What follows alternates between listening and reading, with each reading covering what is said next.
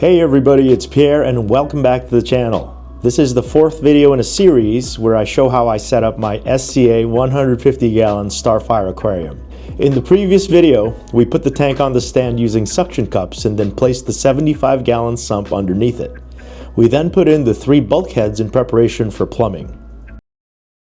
First, I laid out all of the plumbing pieces that came with the tank. There was a T-piece which was meant to act as a return, but that would mean using one of the 3 holes. I decided not to use it and instead use a different way to bring water back into the tank, as you'll see later. I wanted to use all of the 3 holes for draining water from the main tank into the sump. Now this setup is called a bean animal drain system in the reef keeping world. Essentially, one of the drain pipes would be constantly under the waterline, creating a full siphon. Another one of the pipes would be draining just a trickle of water.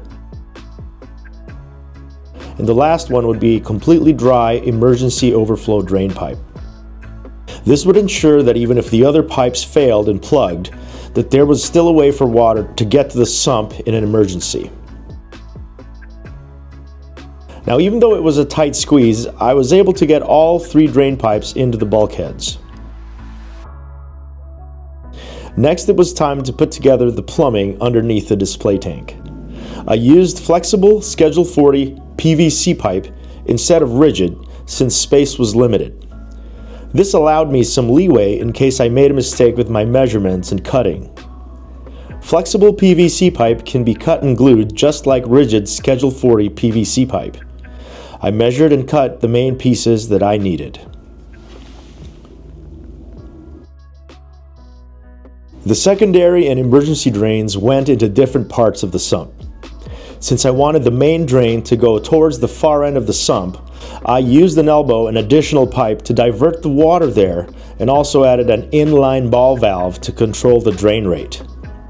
Also, to ensure that minimal pressure would be exerted on the bulkhead, I made the main drain long enough so that the end rested on the sump's rim. I placed a T pointed toward the sump and capped the end. Now it was time to dry fit and adjust everything. Once I was satisfied with the positioning, I glued all the pieces together and quickly put them back in position. Looking back, I probably didn't need to glue the secondary and emergency drains into the bulkheads. Next, it was time to make cutouts on the plastic strip that went on the glass lids to accommodate where the pipes would enter the sump. I marked the locations with a Sharpie exactly where I needed to make cuts, and then used a pair of strong scissors plus a knife to create the openings. After putting the strip on the lid, I was happy to find that everything fit perfectly as I slid the lid in place. Then it was time to install a pump that took water from the sump back up to the display tank. I picked up a Hydra HG915 24-volt DC pump. It had a convenient flow controller which would make it easier to fine-tune the drain rate anywhere from 0 to 1,350 gallons per hour. It also had a handy feed button which temporarily turned off the pump for 10 minutes.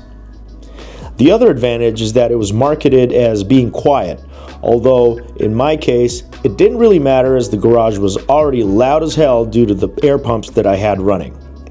I designed the return fixture to be able to hang over the back of the main tank. I also used flexible PVC pipe to attach the other end of the return line to the pump.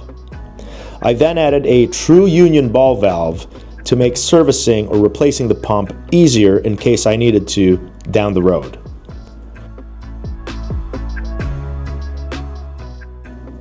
Now it was time to fill the tank and see how the water moved through the whole system.